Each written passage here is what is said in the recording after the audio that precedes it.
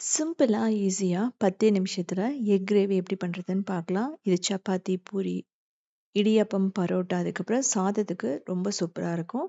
எக்குல வந்து புரோட்டீன் இருக்கிறதுனால கண்டிப்பா குழந்தைகளுக்கு டெய்லி ஒரு எக் குடுக்கலாம். அதுவும் இது மாரி செஞ்சு குடுத்தீங்க அப்படின்னா, கண்டிப்பா சாப்பிடுவாங்க. டேஸ்ட் வந்து பார்த்தீங்க அப்படின்னா, ரொம்ப சூப்பரா இருக்கும். இதுக்கு ஒரு 4 முட்டைய பாயில் பண்ணி எடுத்துக்கலாம். எக்க வந்து பார்த்தீங்க அப்படின்னா, 7 நிமிஷம் மட்டும் குக் பண்ணா போதும். இல்ல அப்படின்னா, உள்ள லைட்டா வந்து பிளாக் ஆக ஆரம்பிக்கும். அதாவது அதுக்குள்ள மஞ்சக்கருல இருக்க இரும்பு சத்துன்னு சொல்லுவாங்க. ஸோ, அதனால லைட்டா கலர் சேஞ்ச் ஆகும் அவ்வளோதான். ஸோ, இந்த மாதிரி கட் பண்ணிக்கணும். அதே சமயம் நீங்க வந்து ரொம்ப ஓவரா கட் பண்ணீங்கனாலும், அந்த எக்கு பிரிஞ்சு வந்துரும். ஸோ, இப்போ குக்கர்ல தான் பண்ண போறோம். அதுக்கு எண்ணெய் ஊத்திட்டு, கடுகு போட்டுக்கலாம். சோம்பு, பச்சை மிளகாய், காரத்துக்கு ஏத்த மாரி நீங்க போட்டுக்கங்க. இதுக்கப்புறமா வெங்காயம், இஞ்சி, பூண்டு விழுது. இதெல்லாம் போட்டு நல்லா வதக்கிடலாம். இதுக்கெல்லாம் வந்து பார்த்தீங்கன்னா, ரொம்ப நேரம் ஆகாது. இப்போ கறிவேப்பிலை. ஸோ, இது நல்லா வதங்கினதுக்கு அப்புறமா தக்காளி விழுது வந்து ஊத்தணும். கிட்டத்தட்ட ஒரு 6 தக்காளிய நல்லா ஃபைனா அரைச்சுட்டு ஊத்திடலாம். இல்ல அப்படின்னா, பொடி பொடியா கட் பண்ணியும் நீங்க தக்காளி போடலாம்.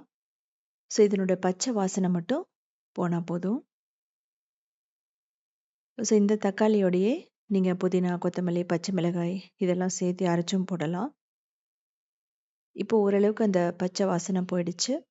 இத வந்து மூடி வச்சு நம்ம குக் பண்ணலாம். இப்போ இதுக்கு தேவையான மசாலா, மஞ்சள் தூள், மிளகாய் தூள், கொத்தமல்லி தூள், கரம் மசாலா தூள், பெப்பர் தூள். அதுக்கப்புறமா கொஞ்சமா வறுத்த ஜீரகத்தூள் சேர்க்கணும். இதெல்லாமே வந்து பார்த்தீங்க அப்படின்னா, ஒரு நல்ல ஃப்ளேவர் குடுக்கும். தேவைப்பட்டா நீங்க கசூரி மேத்தி கூட போட்டுக்கலாம். ஸோ இது தேவையான அளவு நம்ம தண்ணி ஊத்திட்டு, நீங்க குக்கர்ல வந்து 3 விசில் வச்சீங்கன்னா, ரொம்ப சூப்பரா ரெடி ஆயிடும். அரைக்கிறதுக்கு முந்திரி, அதுக்கப்புறம் கசகசா போட்டு நல்லா அரைச்சுக்கலாம். இதிலேயே நீங்க பொட்டுக்கடலை, தேங்காய், கடலை மாவு கூட போட்டுக்கலாம். இப்போ பார்த்தீங்க அப்படின்னா, நல்ல அந்த கிரேவி சுண்டி வந்துருச்சு. இந்த கிரேவி இப்படியே வச்சு சாப்பிட்டாலுமே, தோசைக்கு, ரைஸுக்கு எல்லாத்துக்குமே ரொம்ப சூப்பரா இருக்கும். ஈவன் சப்பாத்தி கூட. இப்போ இந்த அரைச்சு வச்ச விழுத ஊத்திர்றோம். இது ஒரு நல்ல க்ரீமியா இருக்கும் உங்களுக்கு. நம்ம ஃப்ரெஷ் க்ரீம் ஆட் பண்ற அந்த டேஸ்ட் வந்து இந்த முந்திரியிலேயே வந்துரும். தேவைப்பட்டா முந்திரியோட சேர்த்து நீங்க பாதாம் ஊற வச்ச பாதாம போட்டும் அரைச்சு போடலாம். அது இன்னும் புரோட்டீன் ரிச் ஆனதுன்னு சொல்லலாம். இதெல்லாம் வந்து பார்த்தீங்கன்னா, ஒரு 2 நிமிஷத்துலயே ரெடி ஆயிடும். கொஞ்சம் திக்காகிற மாதிரி இருந்ததுன்னா, இன்னும் கொஞ்சம் நீங்க தண்ணியும், மிளகாய் தூள் வந்து போட்டுக்கணும். ஸோ உங்களுக்கு பார்த்தீங்கன்னா தெரியும். அந்த பன்னீர் பட்டர் மசாலா மாதிரியே இருக்கும் நமக்கு. ஸோ இதில எக்கு பிடிக்காதவங்க சொன்ன மாதிரி பன்னீர் போடலாம். உருளைக்கிழங்கு வேக வச்சு போடலாம். அப்படி இல்ல அப்படின்னா, காலிஃப்ளவர் வந்து பார்த்தீங்கன்னா, ரொம்ப சூப்பரா இருக்கும். மஷ்ரூம் நல்லாயிருக்கும். ஸோ இப்ப இந்த எக்க போட்டுட்டு, ஒரு 3 நிமிஷம் இருந்தா போதும் உங்களுக்கு. ஸோ இதே வந்து பார்த்தீங்கன்னா, கிரீன் கரி மெத்தட்லயும் நான் போட்டிருக்கேன்.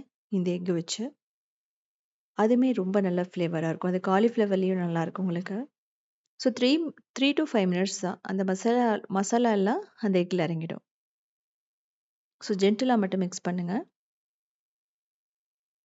ஃபைனலா நீங்க கொத்தமல்லி வந்து கொஞ்சம் கொஞ்சம் கட் பண்ணி போடலாம்.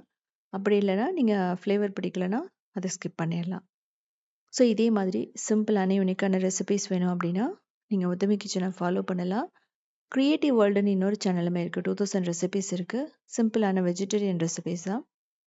அது மட்டும் இல்லாம சவுத் இண்டியன் ஃபுட்ஸ் டாட்ன்ற வெப்சைட்டையுமே ரன் பண்ணிட்டுருக்கோம். அதுலயுமே 8000 ரெசிபீஸ் இருக்கு. 19 இயர்ஸா ரன் பண்ணிட்டுருக்கோம். நான் சாதத்தோட எப்படி சர்வ் பண்ணுறதுன்னு காமிச்சிருக்கேன். நீங்க வந்து இட்லி, தோசை, இடியாப்பம், ஊத்தாப்பம் எதோட வேணாலும் வச்சு சாப்பிடலாம். இந்த கிரேவி எல்லாத்துக்குமே ஒரு பெர்ஃபெக்ட்டா மேட்சா இருக்கும்.